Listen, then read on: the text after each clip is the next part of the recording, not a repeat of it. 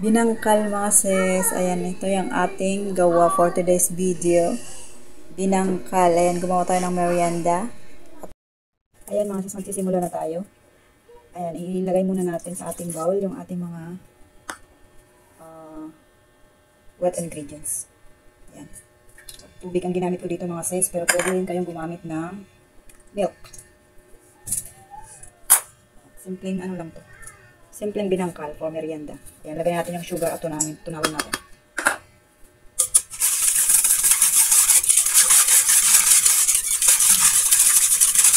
White sugar yung ating ginamit dito mga sis. Pwede din brown sugar. Pwede din white sugar. Ayan. Kung ano ang gusto nyo. At kung ano ang available dyan sa bahay nyo. Sa inyong kusina mga sis.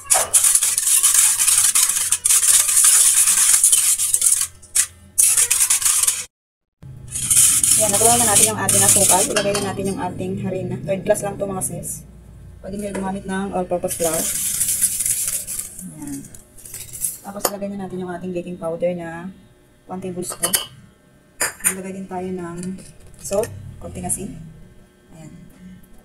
Love you, Mommy. I love you too. May pasakali pa yung batang aling maliit. Ayan. Masahin lang natin ito mga sis.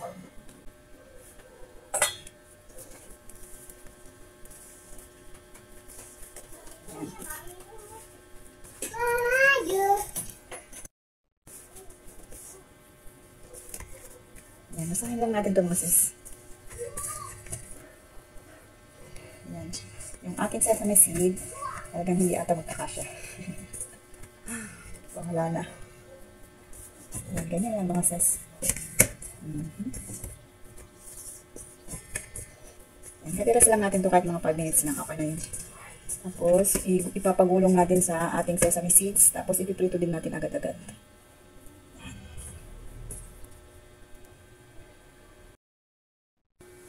Ayan, mag-roll na tayo mga sis. Ayan, hatiin lang natin. Ayan. Tapos kuha lang tayo. Malagkit ang ating kamay. Magpahid lang ako ng harina.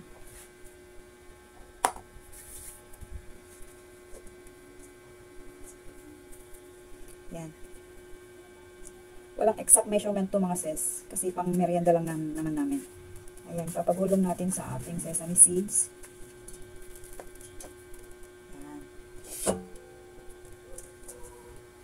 Ganyan lang, paulit-ulit mga sis.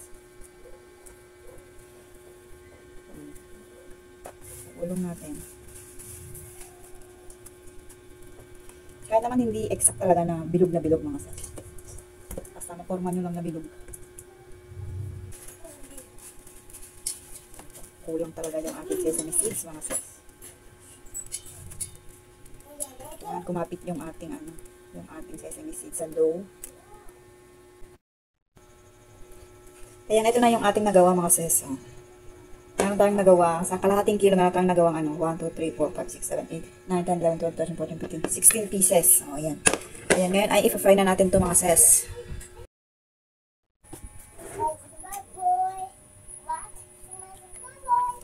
Ayan, maglalagay lang tayo ng mantika.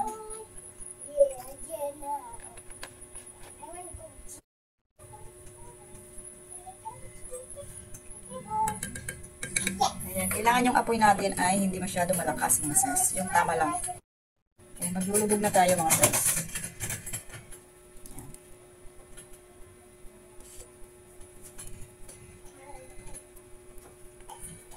Dapat na itong madaming mantika. Yung talagang lulubog eh. Kasi sayang naman yung mantika pag ilagay na natin pa. Okay na yun. Basta maluto mga sis. Pero ganyan ang process. Yan. Pag medyo lumutang na yan, babalik rin natin ulit. Yan, tama lang yung apoy niya mga sis. Huwag masyado malakas. Huwag masyado mahina. Kasi baka nag-brown na siya, hindi pa siya luto doon sa loob niya.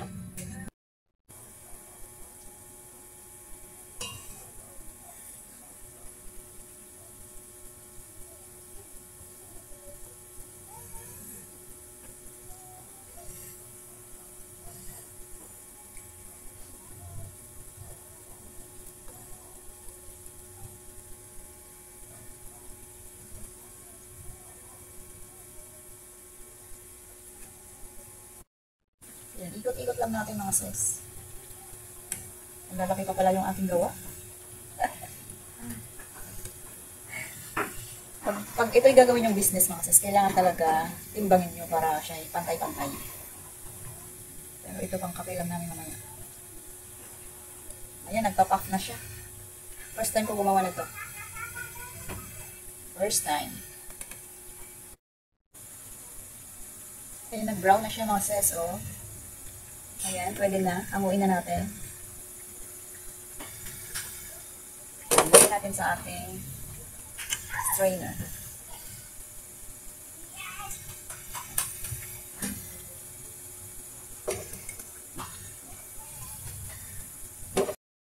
Ito na ang ating finished product mga sis. Ayan, o, diba? Ang ganda ng pagkabuka. Mukhang buka mga sis. Let's go. Kape tayo mga sis.